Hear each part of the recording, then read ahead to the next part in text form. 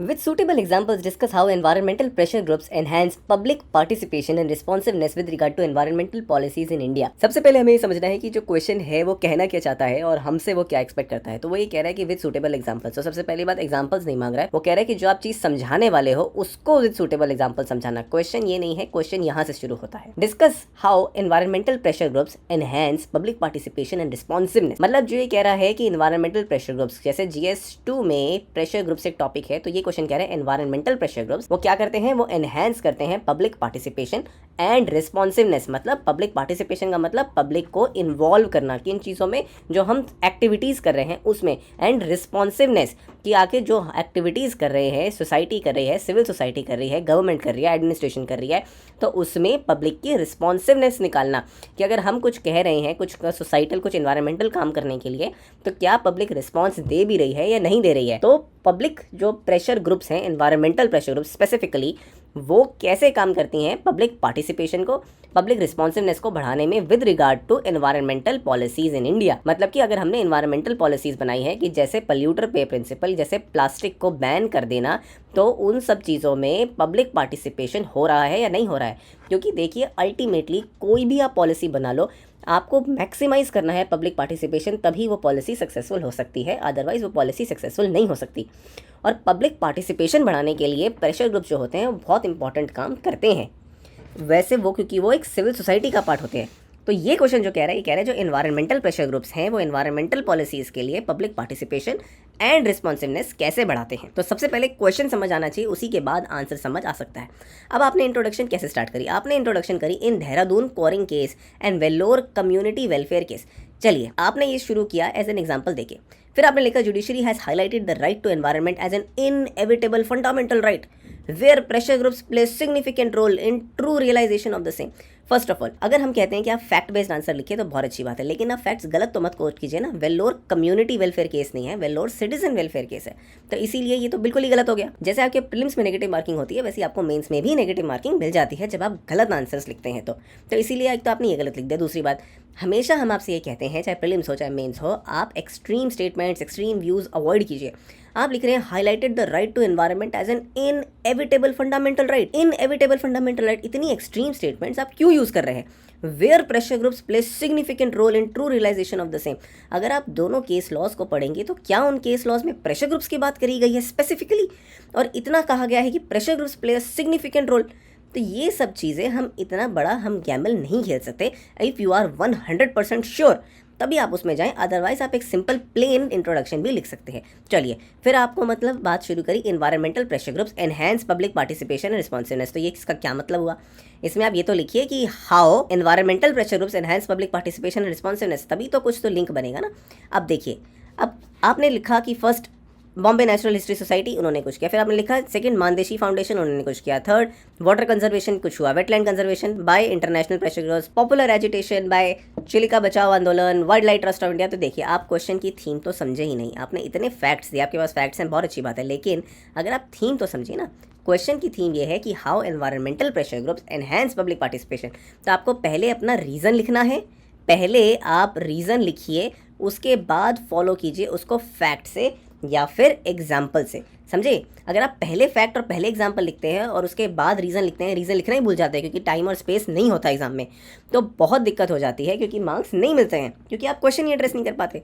तब आपने सबसे पहले लिखा कि Bombay natural history society played significant contribution in policy making, influence government schemes. तो इन्फ्लुएंस अगर इस हिसाब से लिख रहे तो इन्फ्लुएंसिंग आना चाहिए, by popular public participation, example banning of diclofenac for vulture. ये क्या पॉइंट हुआ, इज दिस पॉइंट रेलिवेंट। इस पॉइंट को आप रेलेवेंट बना सकते हैं बाय रीस्ट्रक्चरिंग योर वर्ड्स। तो सबसे पहले आपको इसमें लिखना होता है that public participation can be increase by creating more awareness, example BNHS। फिर सेकंड आपने क्या लिखा, Mann Deshi foundation and Dharti Bachao Sangathan spearheaded by Medha Patkar has advocated for tribal and ecological rights as seen in Narmada Bachao आंदोलन।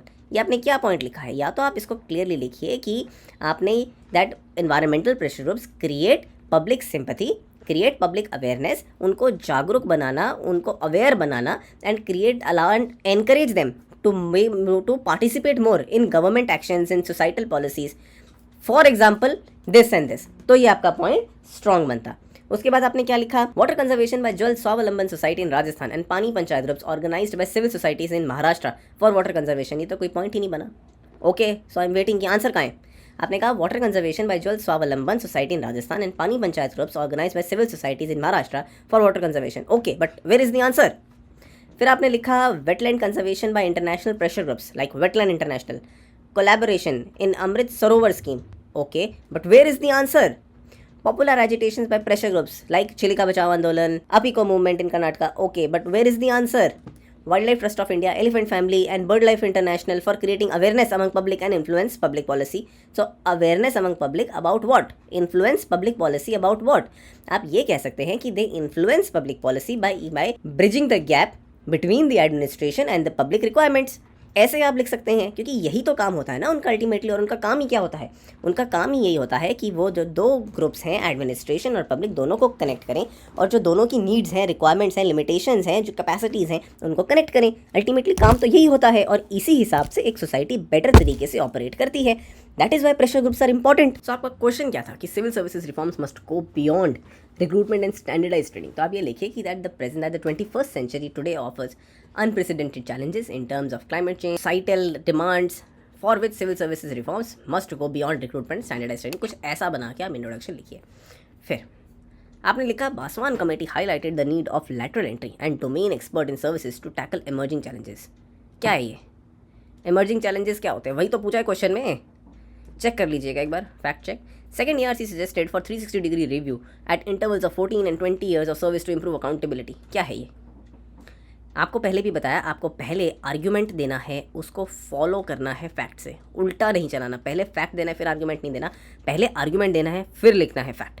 Third, Hota committee suggested for specialisation of officers at joint secretary level to improve their domain aptitude. क्या लिखा है? This point doesn't make any sense. आप question से तो link कीजिए ना कि क्वेश्चन क्या है। क्वेश्चन कह रहा है कि civil services reforms must go beyond recruitment and standardise training to cope with present day challenges. यहाँ पे आप लिख सकते थे कि प्रेजेंट डे चैलेंजेस क्या हैं, फिर आप उसके बारे में बता सकते थे कि what extra civil services reforms must be done beyond recruitment and standardise training, और फिर आप लास्ट में उसको अपना वे फॉरवर्ड दे सकते थे कि what extra can be done. फिर आपने अगेन यही फॉलो किया है कि पहले फैक्ट दिया है उसके बाद आर्ग्यूमेंट दिया है, बल्कि reverse should be followed. Surendranath committee reforms on cadre policy to reduce the politicisation of civil services and creation of civil services board to reduce political influence. ये सब जो आप लिख रहे हो ये आप या तो इसको वे फॉरवर्ड में दे दो, वे फॉरवर्ड में का पॉइंट चलेगा, तो आंसर का पॉइंट ही नहीं है ना। Parliamentary standing committee suggested inclusion of NRIs to make the services more streamlined and inclusive. ये अगेन वे फॉरवर्ड हो गया। Reforms in article 311 for immunity must be streamlined to increase accountability in the system. ये again way forward का point हो गया। National commission on working of constitution, some generalist must be specialise, some specialist must be generalise. ये क्या point लिखा है? इस point की तो कोई रेलेवेंस ही नहीं है, एक नंबर मिल जाए वही बहुत है। चलिए अब शुरू के 5 क्वेश्चंस देख लिए, ज़रा लास्ट के 5 क्वेश्चंस लंबे वाले देख लेते हैं, 15 मार्क्स वाले।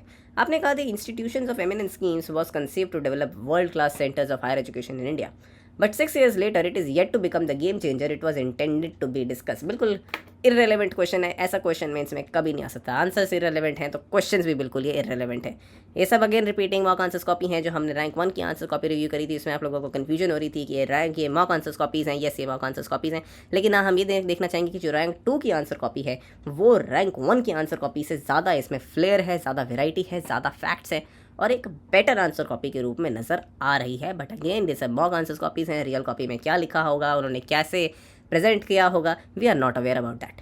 आंसर आपने क्या लिखा? With enrolment ratio of around 27% in higher education in only 4 universities.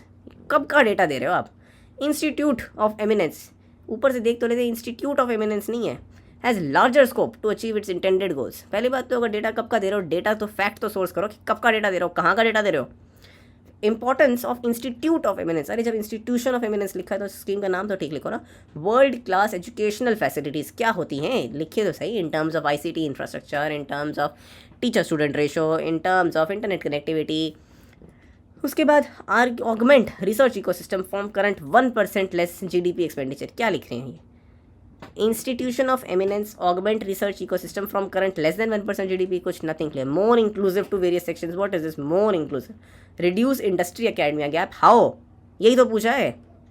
Cutting edge technology and pioneer in developmental study, कौन सी cutting edge technology? With about 10 lakh Indians studying abroad and meager 50,000 foreign students in India, IOE has failed to achieve its targets. क्या लिख रहे हैं आप ये?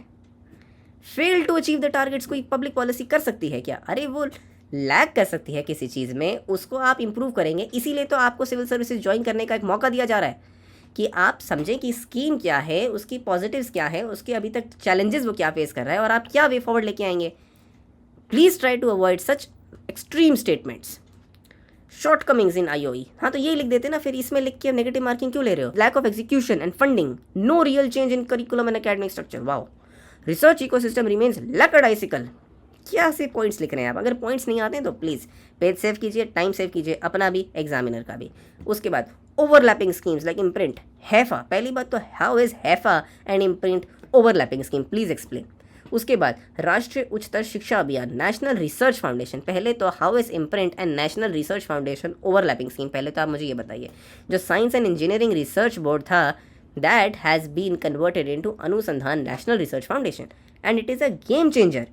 Overlapping scheme के नहीं है, it is a game changer, it is a wonderful scheme to support education research in the country. फिर आपने लिखा कि steps that need to be taken to realise the goals of IOE. तो goals तो बता देते कि गोल्स ऑफ आईओई आपने लिखा increase funding. TSR Subramanian committee suggested for 4 to 6% expenditure on GDP, focus on higher education. अरे इंस्टीट्यूट ऑफ एमिनेंस से तो लिंक कर देते हैं ना, that is education. Increase private sector collaboration, क्या लिखा है? मतलब क्या है कि इंक्रीज प्राइवेट सेक्टर कोलैबोरेशन का, या तो लिखिए industry private sector with our IITs, IIMs, IITs, आईआईएससीज, या तो ऐसे लिखते हैं international collaboration. Example recent MoUs of IIT Delhi, Madras with UAE and Africa. ये ऐसा फार क्लियरली दिख रहा है, कोई फार फेस्ट पॉइंट है। अगर आपके पास फैक्ट है तो fact. Curriculum revamp, curricular revamp से आप कहना क्या चाहते हैं? मतलब आप ये कहना चाहते हैं कि जो नेशनल एजुकेशन पॉलिसी है 2020 विच इज, आप ये कहना चाह रहे हैं कि एनईपी करिकुलर रिवैम्प के बारे में लिमिटेशन है उसमें कुछ? What are you trying to say with infrastructure with increased lab facilities, interdisciplinary projects and research funding? Okay, आप वैसे यहाँ पे भी लिंक कर सकते थे NEP का। NEP is a wonderful। फिर आपने कुछ लिखा कि recommendations to make education more inclusive। क्या मतलब है? आपने पहले भी लिखा था more inclusive, यहाँ आपने फिर लिखा है more inclusive। more inclusive से आप कहना। उसके बाद आपने क्या लिखा? क्वेश्चन का कंक्लूजन करना होता है। कुछ ऐसा लिखिए कि institute of eminence scheme have been playing important role but they need to improve following the suggestions provided. Digital public infrastructure, very important topic, बहुत ज्यादा फोकस में, specially after G20। Allows for innovative and convenient public services, help overcome inclusion or accessibility barriers, increase transparency, accountability with real time data, discuss with examples। ऐसे कुछ still पूछ लिया है mock test में तो देख लेते हैं। Digital public infrastructure refers to utilisation of digital information communication technologies for governance with robust and fault proof structure. Example तो लिख देते जो भी लिख रहे हैं, GSTIN लिख देते, आधार लिख देते, कोविन लिख देते, इंडिया स्टैक लिख देते, role of DPI in governance. Okay, innovative and convenient public services, example U and other financial tools for fintech revolution. कोई जरूरत नहीं थी, वहीं पे एंड कर। Example DBT with JAM trinity helped in saving 2.2 lakh crore in 8, यहीं पे एंड कर देते। It was overcome inclusion barriers. आपको इंक्लूजन के ऊपर लिखने का बहुत है। What is inclusion as per you? Overcome inclusion barriers, what is inclusion? Example eVIN and CoWIN help to ensure the success of biggest vaccination drive. Okay good. Improve accessibility, e Pathshala, e Sugam Pustakalaya, helps persons with disability based on the insurance strategy for their well. 2-3 चीजों को link कर दिया यहाँ पे, DPI को link कर दिया, दिव्यांगजन को लिंक कर दिया, इंश्योरेंस फ्रेमवर्क को लिंक कर दिया। Not needed. 3 पॉइंट अलग बन सकते थे इसके, नंबर ऑफ पॉइंट्स इंक्रीज हो जाते हैं। क्वेश्चन था कि DPI allows for innovative and convenient public service. इसको आपको लिंक करना चाहिए था 2 सेक्शंस में। First, overcoming inclusion and accessibility barrier. Second, increasing transparency and accountability. ऐसे 2 पार्ट्स में लिंक करना चाहिए। 15 मार्क्स का जब क्वेश्चन होता है ना, तो we have to break it down into multiple parts. फिर आपने लिखा इश्यूज विद DPI, कितना आपकी स्पेसिंग का आपका बहुत दिक्कत है।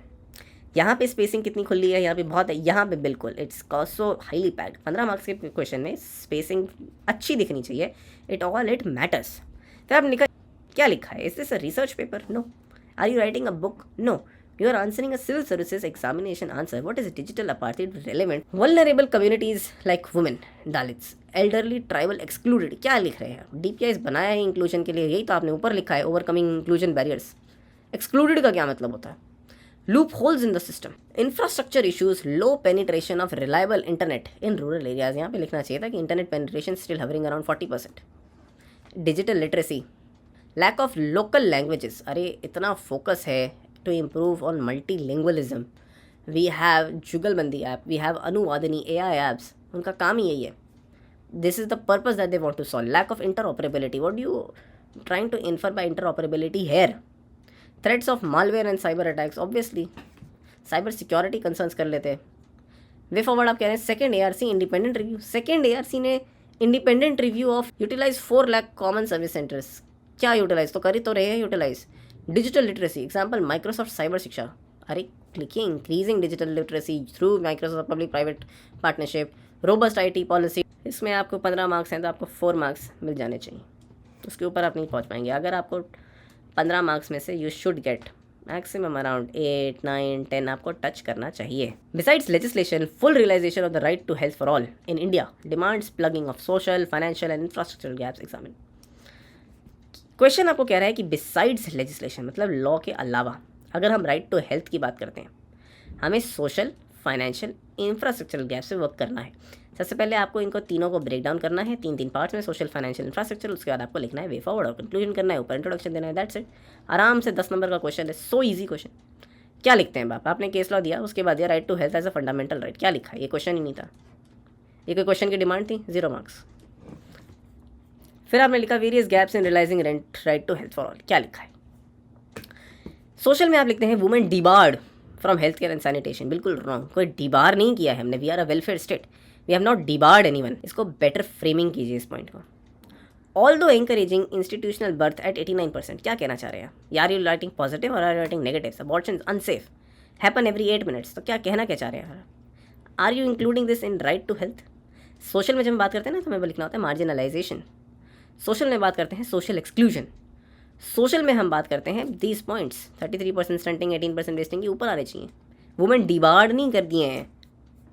फाइनेंशियल में आता है high out of pocket expenditure. Good. Middle में point is relevant but the way you are writing the point is not relevant. Low insurance penetration, correct. Health expenditure is low at 1.5% of GDP। तो why, how, उस पर लिखिए need to improve. फिर आप लिखिए infrastructural lack of doctors. Instead of 1:1000 WHO, India has 1:1655 doctors per patient. Try to improve your framing. Overburdened government sector, 40% of beds but 90% of patient load. Lack of primary healthcare. Lack of primary healthcare लिखना is not the right point. The point is inaccessible, limited capacity of primary healthcare. Overburdened Anganwadi and Asha workers. 2 generic points, very very generic points. Way forward कहाँ है आपका। Social में आपने लिखा schemes like anaemia मुक्त भारत, पोषण, ICDS, मातृवंदन योजना, adaptation of Ayurveda, Ayush through wellness centre. Okay, तो मेजर कहाँ लिखा अभी तक, ये सब तो कर रहे हैं ना। मेजर्स बताओ आप क्या करोगे। Why should we appoint you as a civil servant. यहाँ पे आप लिखिए कि कुछ मेजर तो बताइए ना, कुछ strong measure. Better implementation of existing policies like so ये बनना चाहिए। Financial, health on wheels, decentralise health care. क्या है ये, and why is it under the point of financial. Insurance like PM, JJBY एक्सेट्रा। तो क्या लिखा है, नो रॉन्ग। मेजर्स तो कुछ इनोवेटिव लिखिए ना कि किसी स्टेट में क्या हो रहा है, कहीं पे क्या हो रहा है, या किस स्कीम्स के बेनिफिट क्या रहे हैं। इंफ्रास्ट्रक्चरल इन्वॉल्व प्राइवेट सेक्टर, संतुष्टि स्कीम प्राइवेट सेक्टर को तो इन्वॉल्व कर रहे हैं ना हेल्थ में। डिजिटल हेल्थ इंफ्रास्ट्रक्चर ये होना चाहिए पहला। Hence with Alma Ata declaration for health for all, ये प्रीलिम्स का क्वेश्चन नहीं है। India should strive to achieve SDG 3 goals. क्या लिखिए, very wrong, poor conclusion. So I hope the purpose is that you should try to understand how to understand the question, how to write in a flow, and how to hit the demand of the question at the right time. The point is not कि आप कितना लंबा लिख रहे हो, the point is not आप कितने उसमें फैक्ट्स घुसा रहे हो, द पॉइंट इज़ कि आप कितना रेलेवेंट हिट कर रहे हो क्वेश्चन की डिमांड को।